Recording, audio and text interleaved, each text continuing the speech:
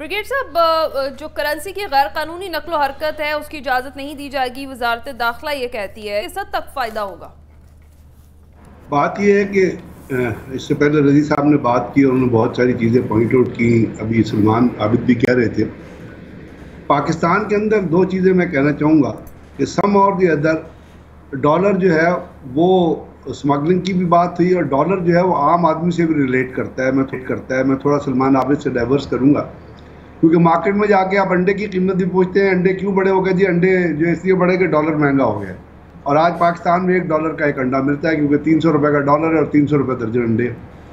तो कहने का मतलब ये है कि ये जो प्रॉब्लम्स आज आप अभी बात कर रही हैं, मैं बड़ी मतलब बहुत पीछे नहीं जाऊंगा। 2 फरवरी को 2023 को ही ब्लूमबर्ग ने एक रिपोर्ट छापी थी, जो दो अपना एलीट नस्तनज़ादा और एक और रिपोर्टर थे, उन्होंने कंपाइल की थी। और उसमें उन्होंने उस वक्त कौन सी हुकूमत थी, किसकी हुकूमत थी, आप सबको पता है। डॉलर वो डार था जिसने कहा था कि मैं तो पाकिस्तान में डॉलर जो है वो नीचे ले आऊँगा। उसने ये भी कहा था मैंने पाकिस्तान में एनर्जी सेक्टर को रिवाइव कर दिया है और अब एनर्जी कभी शॉर्ट नहीं होगी।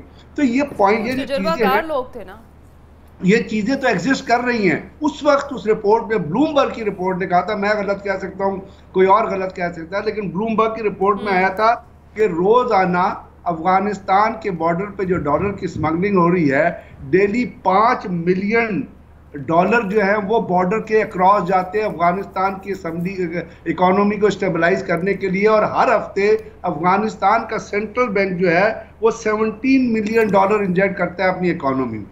अब ये हुकूमत को पता था ना, ये और ये एक्सचेंज एनर्जी कमीशन जो आपको जो एक्सचेंज कंपनीज की जो एसोसिएशन है, उसके जनरल सेक्रेटरी जफर पराचा, उन्होंने भी ये कहा था। तो बात ये है कि जो चीज़ हम आज पहले हमें करनी चाहिए थी, आज वो करने की कोशिश करें। उस वक्त जिस वक्त डॉलर 300 रुपये से क्रॉस कर गया, और पाकिस्तान में, दुनिया में कहीं आप जानती हैं कि जो तेल की जो प्राइस होती है, ऑयल की प्राइस को कभी रेवेन्यू जनरेशन के लिए यूज नहीं किया जाता। ऑयल की प्राइस रिलेट होती है इंटरनेशनल मार्केट में जो ऑयल की प्राइस जारी होती है। और सम और दी अदर पिछले 4 महीने से इंटरनेशनल मार्केट में ऑयल की प्राइस कॉन्स्टेंटली कम हो रही है। और पाकिस्तान के, क्योंकि IMF ने डंडा दिया है, तो हर 15 दिन बाद आप 20 रुपये ऑयल की प्राइस बढ़ाते हैं। तो जब इस किस्म की अनकमिटेड सी, अनइमेजिनेबल किस्म की, नॉन विजनरी किस्म की हुकूमतें होंगी, तो फिर ये जो आज आप बातें कर रहे हैं ना, ये इस वक्त तक जब ड्रास्टिक एक्शन आज नहीं होंगे और लोग नहीं पकड़े जाएंगे। इसके आपको याद है जनरल मुशर्रफ के ज़माने में जब डॉलर की कीमत ऊपर गई थी, तो 2 प्राइवेट बैंक्स थे, उनके AVPs और VPs इन्वॉल्व थे, जिनको पाकिस्तान से निकाल दिया गया था।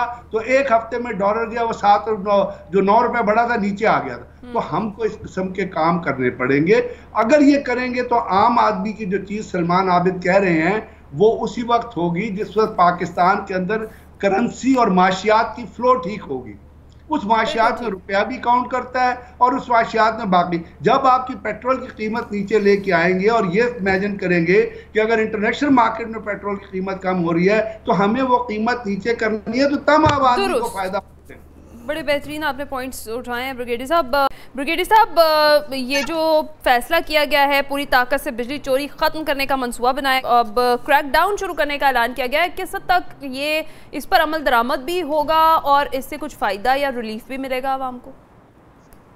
2 चीज़ें हैं जो आपने कही। एक तो ये क्रैकडाउन जो बिजली चोरों के खिलाफ होगा, दूसरा उसका फायदा। पहली बात तो ये सोच ध्यान में रखिएगा कि बिजली पाकिस्तान में कब चोरी नहीं होती थी। बिजली तो पाकिस्तान में बहुत अरसे से चोरी हो गई।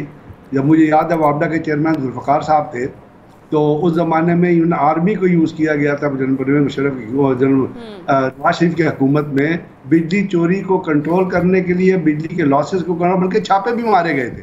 बिजली तो चोरी, बिजली ये तो निगरान हुकूमत के वजीर की ये कंटेंशन ही गलत है कि जिससे बिजली चोरी कंट्रोल नहीं होती उस वक्त रिलीफ नहीं दिया जा सकता। भाई साफ कहो, शमशाद अख्तर साहब ने कहा है, जो वर्ल्ड बैंक में भी रही, उन्होंने कहा जी हमारे पास कोई फिजिकल स्पेस है नहीं कि हम कोई आपको रिलीफ दे सके। सच बोलो ना। असल में हम सच बोलते नहीं है, चीज़ को घुमा फिरा के पेश करते हैं, उसको नाक को उल्टे तरीके से पकड़ने की कोशिश करें। अब इस निगरान हुकूमत को आप क्या ब्लेम करेंगी, क्योंकि तमाम चीज़ें तो करके गए हैं, वो जो पुराने लोग हैं वो हर चीज़ कर गए। तो ये कहना कि जब तक बिजली चोरी कमी नहीं होगी, मजे की बात ये है ब्रिगेडियर साहब, वही लोग अब खड़े होकर कह रहे हैं निगरान हुकूमत को कि आवाम को रिलीफ दें। जी मैं यही तो अर्ज कर रहा हूँ ना, मैं आपसे अर्ज करूँ, आप चीनी का जो मामला है ना, बड़ा टिपिकल मामला है पाकिस्तान के अंदर। आपने कोई हुकूमत ऐसी देखी है जो लोगों के रिस्क पर जानबूझ के लात मारे? अब ये पिछले जो डार साहब थे, उन्होंने पाकिस्तान में से चीनी जो है, आप उठा के स्टैटिस्टिक्स देख लीजिए कि 250,000 मिलियन टन चीनी जो है वो उन्होंने एक्सपोर्ट कर दी और कहा कि जी पाकिस्तान के अंदर 1.3 मिलियन टन चीनी मौजूद है जो पाकिस्तान की डोमेस्टिक रिक्वायरमेंट के लिए ज़रूरी है। अब उन्होंने किससे कमीशन खाया था?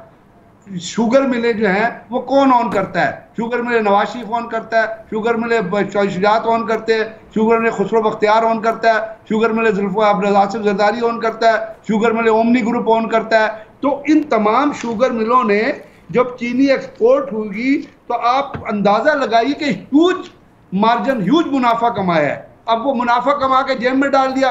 उस वक्त इन चीनी चोरों ने, इन चीनी के मालकान जितने से मिलों के, उन्होंने ये रिटर्न माहिदा किया था कि हम चीनी की कीमत को 85 रुपीज से ऊपर नहीं जाने देंगे। अच्छा। सुप्रीम अदालत ने कहा जी इसको 90 रुपए पे लेके आए, चीनी 165 रुपए पे पहुंच गई।